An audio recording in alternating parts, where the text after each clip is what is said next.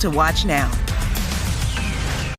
Florida continues to struggle with a COVID surge as hospitals fill up and healthcare workers burn out. The state has set another pandemic record with more than 15,000 people currently being treated for the virus. More than 3,000 of those patients are in intensive care units, and kids return to school in some parts of the state amid a highly politicized debate over masks. Several school districts are defying the governor's ban on mask mandates, even under the threat of sanctions. Manuel Bojorquez has more from Miami. Trying to encourage everybody to please take this Delta variant very seriously due to the transmissibility. It is incredibly contagious, and our children are getting sick. I can't do this. Pediatric doctor Pia Myers got emotional as she recorded a video message for the public about the challenges in Collier County. Florida leads the nation in pediatric hospitalizations, with more than 300 reported in the last week. Children now account for nearly 15% of all new infections nationwide. That's why the American Academy of Pediatrics is pushing the FDA to approve the vaccine for kids ages 5 to 11. Dr. Yvonne Maldonado is the organization's chair of infectious diseases. Do you fear what will happen in a state like Florida as schools begin? Well, we see what's already happening in Florida, and we don't want that to happen in schools. We love teachers. Protests erupted on both sides in Florida after the governor banned schools from requiring masks and even threatened the salaries of superintendents and school board members who defied him. My view is it's a parent's decision. If you believe in the masking during the school, you're free to do it. But that didn't stop Broward County, the state's second largest school district, from voting Tuesday to require masks. I can die if people do not have their masks on. I don't feel comfortable with my son having to go into school and having to wear a mask the entire day, 5 days a week. Our educators in the state of Florida, they are going to be there for the kids, as they have always done. Andrew Spar is president of the Florida Education Association. For him, it's personal. His wife is a public school teacher, and his youngest daughter is entering 7th grade. I'm concerned about my daughter, who is vaccinated and will be wearing a mask, and the fact that there will be others who are not vaccinated and are not wearing a mask. And so we want to make sure that everyone is safe. There is some encouraging news when it comes to vaccinations across the country. According to the CDC, the pace of first doses is nearly double what it was 30 days ago. Vlad, Anne-Marie? All right, Manny, thank you very much. To dig a bit deeper into this, let's bring in urgent care nurse practitioner Justin Gill. So, Justin, the pandemic has intensified student safety as a major concern for parents. The CDC says that the COVID-19 risk in school is high because so many children remain unvaccinated. So, do you believe that masks are fundamental for student safety?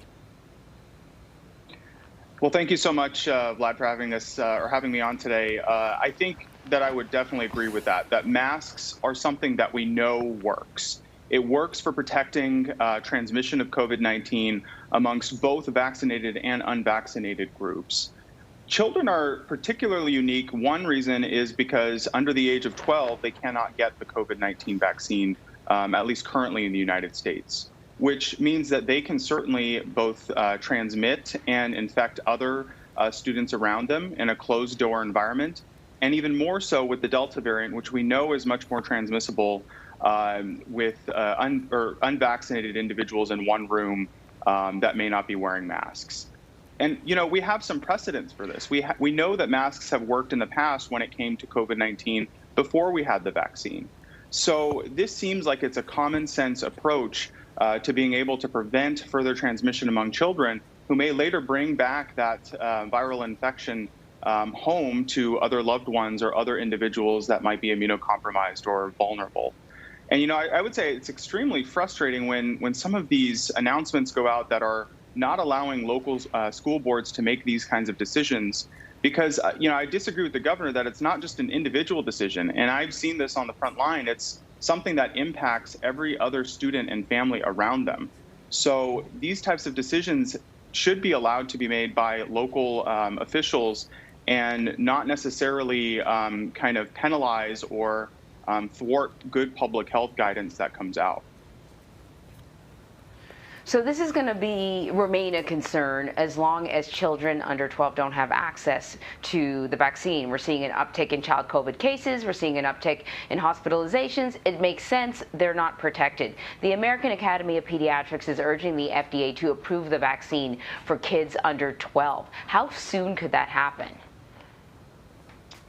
Yeah, so the recent estimates as far as time frame goes that I've seen is sometime by midwinter that we could see an emergency use authorization come out, although that may vary based on the data that's submitted. And I can completely understand with where the American Academy of Pediatrics is coming from, because everything that we do in healthcare and in medicine is weighing risk and benefit.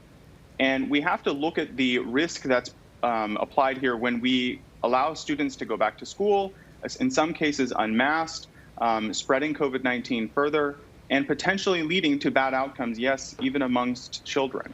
And we have to kind of weigh that against the risks associated with vaccination, which are extremely low. I understand that there's an additional threshold for rigor as far as evidence goes for children, particularly because they're a vulnerable population. And I can see why the FDA would have wanted more information in order to establish trust in the vaccine. But again, you have to be able to weigh those risks and benefits in every scenario in healthcare in order to save the most lives and improve the most outcomes. Kids aged 12 to 17 have the lowest vaccination rate of any eligible group. There's a new poll that found that about half of the parents that are holding off on getting their kids vaccinated, they're doing that because they largely fear side effects. What's your advice to those families?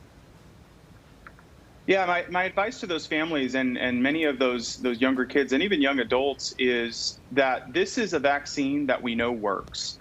COVID-19, especially with the Delta variant, is something that affects every age group. Now, it might affect them at different levels, but we do know that many of the concerning adverse outcomes that we've seen reported with COVID-19 vaccination many times occur at a higher rate, such as pericarditis, myocarditis, in actual COVID-19 disease.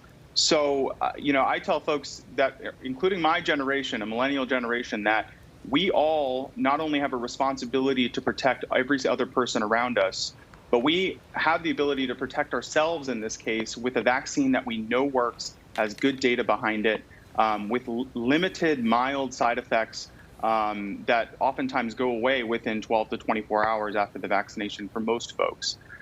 So again, that risk and benefit discussion applies here, even for younger individuals, including children and adults, as far as preventing COVID-19. Because we've seen the bad with COVID-19, and we've seen the good as far as what the vaccine can do in preventing transmission and actually minimizing the severity of disease if you did get potentially a breakthrough infection. So COVID hotspots like Florida, Oregon, Louisiana, they're seeing shortages when it comes to nurses and other frontline staff. Now, when this sort of thing was happening at the beginning of the pandemic, when we were sort of maybe a year ago, a lot of it was explained away by the fact that, some of these frontline workers were getting sick themselves, and so they had to be taken out of the rotation. I would think at this point, though, that would not be an issue because these frontline workers would be vaccinated. So why is there a shortage in some of these places? Yeah, I think that this is something that is kind of multifactorial. So healthcare staffing shortages, nursing shortages, all of those types of things are longstanding even before the COVID-19 pandemic. Much of that had to do with training and access to programs that would be able to prepare them to take care of patients. COVID-19 has added another layer of complexity where you have a workforce that's been battered by this virus for the past year and a half. You have people that are leaving the profession due to burnout. You have limited numbers of people wanting to get into the profession because they see the demand that's placed on many of these professionals.